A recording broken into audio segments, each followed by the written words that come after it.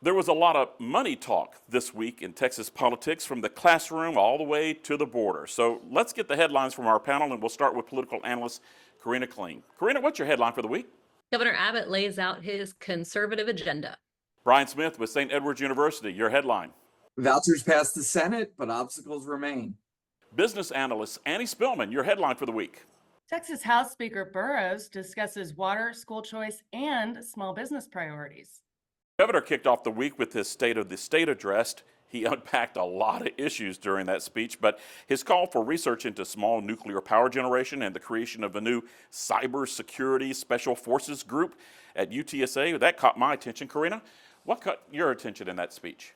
I think his overall appeal to really both factions of the Republican Party, and as well as a bipartisan approach with the property tax relief that Texans are really clamoring for, more of that, and water infrastructure. We also saw things that, were no surprise that Abbott put school choice, education savings accounts as a priority, as well as expanded vocational training. I thought that was interesting that he named that an emergency an item, so lawmakers can tackle those quickly. But also some of those, red meat issues. He wants to further restrict DEI initiatives and programs, among other things that, some of the social conservatives can really look to. So I think Governor Abbott's going to get, all, if not most of these across the finish line this time around. Brian, what caught your eye? I didn't see a lot that really caught my eye. It was what we knew was coming. It was part of his electoral agenda: tax cuts, infrastructure, school choice. Some of the items he might use to his bargaining chips later on. But like Karina said, he put a lot on the agenda because he thinks he's going to be able to get a lot done with the Republican majorities. Annie, any double takes for you? Yeah, I mean, I agree with both Karina and Brian. First, of course, I was elated that the governor made note of his small business priority, mentioning his Small Business Freedom Council that, requires state agencies to slash any unneeded rules, fees, and regulations. And of course, I wasn't surprised, but tickled a little bit when he jabbed at the localities for going a bit against what the legislature did last session in creating the major property tax relief across the board. And what he said, the local taxing authorities created some loopholes and created some, like he mentioned, Harris County, some 10% rate hikes in some cases. And he promised that the ledge would come back this session and cut those loopholes. And then, like Karina mentioned, again, the business community is very happy that he made career training an emergency item. That's a big deal for employers and job seekers. And, I'll make note that finding and keeping skilled workers is one of the biggest problems and priorities for small business owners every single year. And so expanding career training in schools will be an everlasting success for Texas. And that goes a long way for Governor Abbott with both parties. The day after the governor's speech, Texas House Democrats said that they were ready for the coming battle over school choice. It has arrived. The Senate passing SB 2 on Wednesday, sending it to the House on Thursday. Karina, do you think anything in that Senate floor debate was really something that would carry over to the House fight? I think we'll see a fight over in the House as we have in the past. This sailed through the Senate. No big surprises there, mostly along party lines. There was a Republican who voted against it.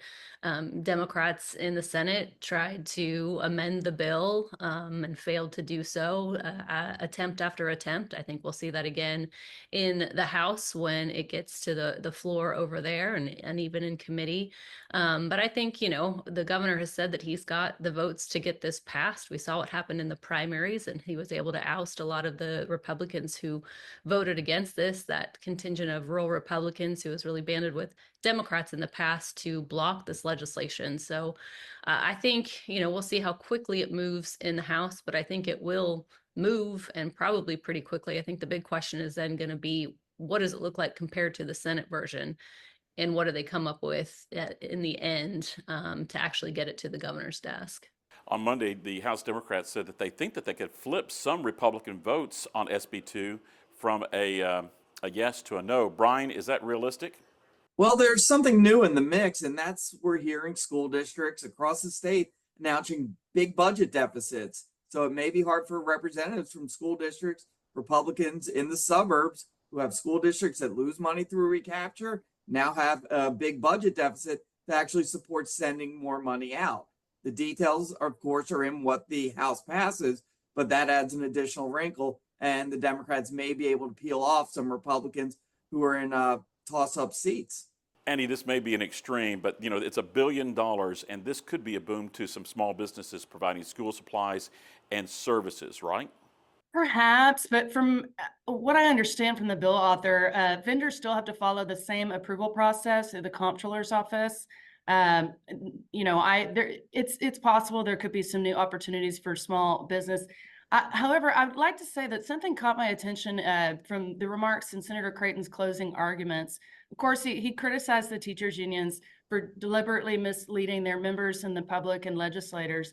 And one thing that may have gone unnoticed by some, but a key point that he made, he highlighted the state's role in deducting union dues from public employees and teachers' paychecks each month. And, those are funds that are often then used for direct lobbying and political arguments.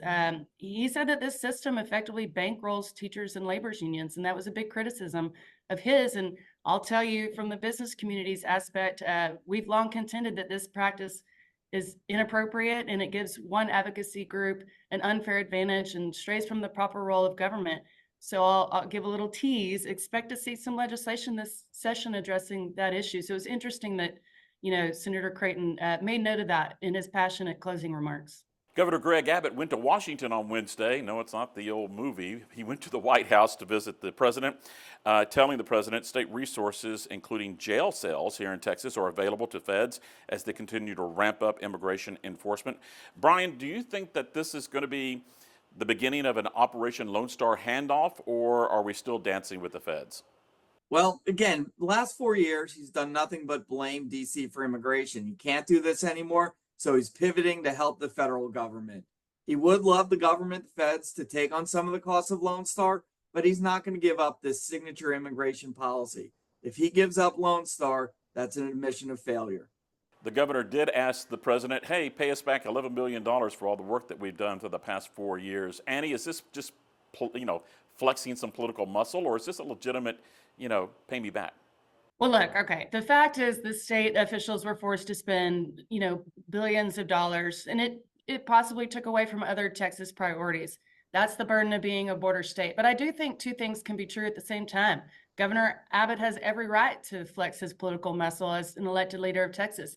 But also, as the governor, he takes on the responsibility of being the commander in chief of the Texas military forces and is mandated to protect Texans. So, he's the governor of Texas, and he's pulling his weight. Does the flex have anything to it there, Karina? I think, with his meeting with the president, he's trying to really play up the value add by offering the military bases, the prison cells for these border security efforts. I mean, Trump's been very complimentary of Abbott's mission and border efforts. I think that relationship will continue to grow as the two of them are, heading Texas and heading the country now. But I think it's kind of a wait and see. He's going to go back and ask Congress, and that's where this really has to come from. As for show me the money, Governor Abbott this week somewhat showed his hand on the issue of online sports betting, talking to Fox 7 and several other outlets about this, saying voters should have the say. So, Annie, what's the buzz about this from the business community? So I went back and I looked at revenue forecast and economic impact analysis from a month or so ago. And, it estimates that the market could generate $360 million in direct tax revenue for the state and adding 8,000 jobs. So to the business community and to anybody that's interested in economic growth, that says a lot. Texas is proud to boast about our free market principles and personal liberty and economic growth. If there's an opportunity in the state to reasonably and safely keep billions of dollars of revenue in the state, this market that could potentially help fund critical needs in the state, why not bring it to the voters? Why not? And I think that's where Governor Abbott may be coming from. Karina, you've been tracking this issue. The polls have always been somewhat strong leaning toward this. Are they still strong leaning toward this?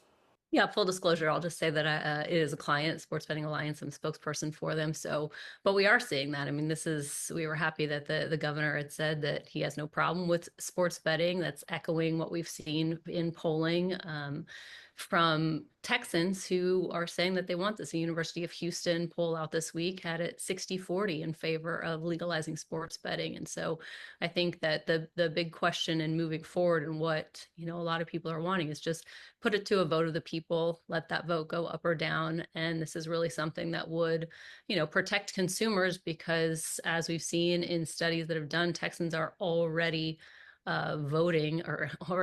already betting here and doing sports betting, but because it's not legal, they're getting turned away from some of these legal sites and then going to some of these offshore unregulated sites that may not, protect their information, and they may not see the payout of those bets. Now, this gambling issue did create a really bizarre, somewhat humorous conspiracy theory that popped up this week, suggesting the controversial trade by the Dallas Mavericks was trying to leverage gambling into the state capitol.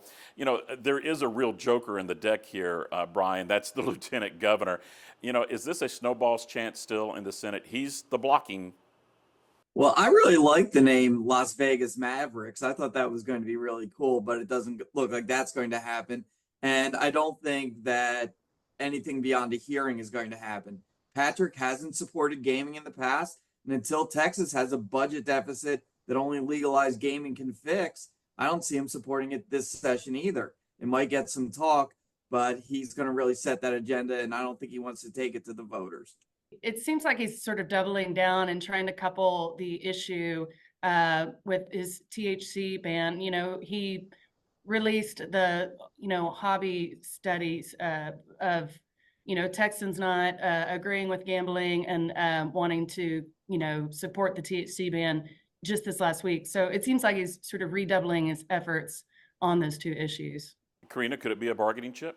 I don't know. I mean, we've seen, the lieutenant governor seem pretty firm on this. He continues to say, the votes aren't there in the Senate. We'll see what happens. As Annie said, he tweeted out the part about the THC and the marijuana, and not necessarily the other stuff. So I think it's going to be interesting to see just kind of how this all plays out, and whether or not, it moves at all in the Senate. But we're hoping for a constitutional amendment to be able to get to voters.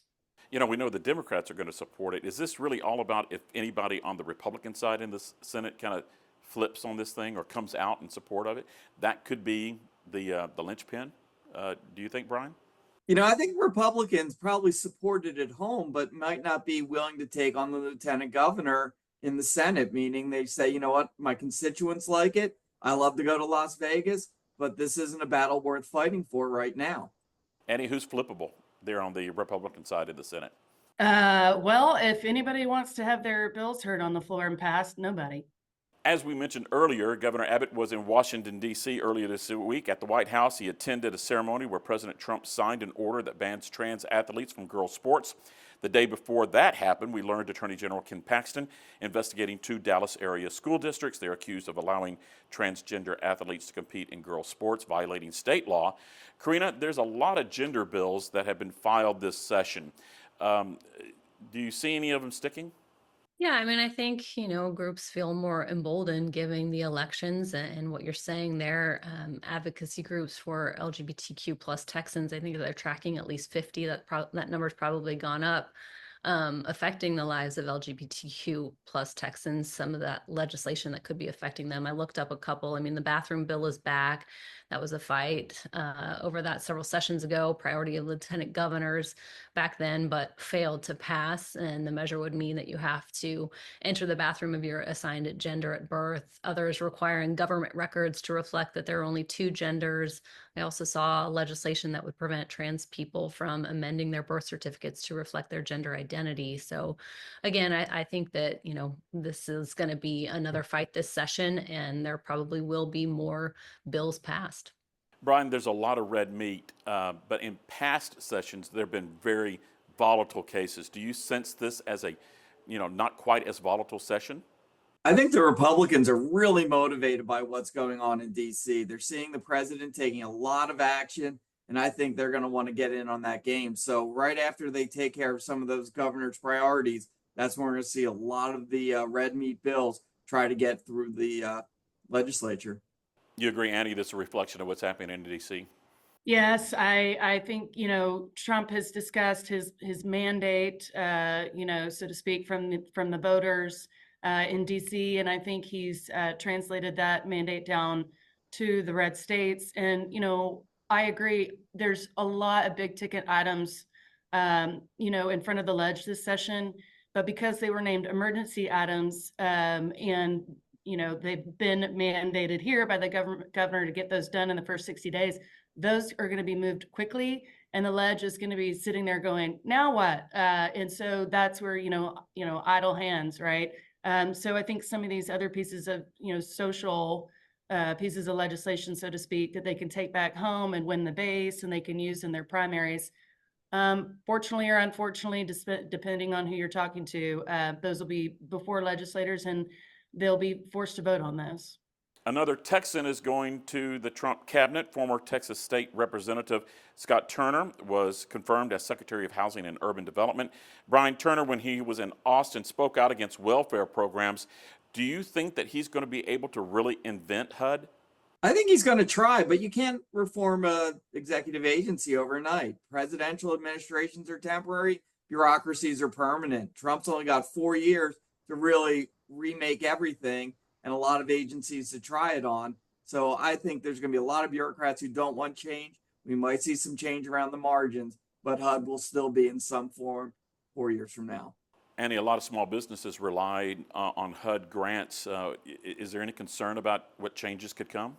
I think, the uncertainty of really anything is a major concern for small businesses. I'll tell you, I worked with Rep. Turner while he served in the Texas House.